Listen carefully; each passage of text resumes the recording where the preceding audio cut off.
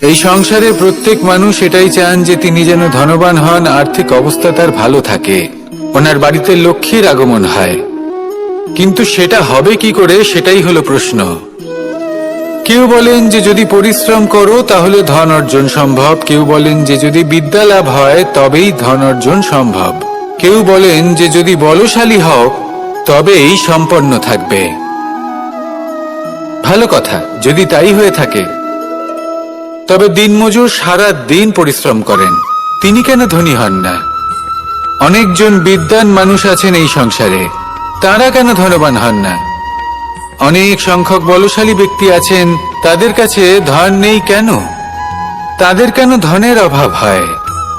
আবার এমনও কিছু মানুষ আছেন যারা পরিশ্রম করেন, তারা দিনমজুর, কিন্তু তারা ধন অর্জন করতে পারেন। কিছু বিদ্বান ব্যক্তি আছেন যাদের কাছে অধিক মাত্রায় ধন রয়েছে,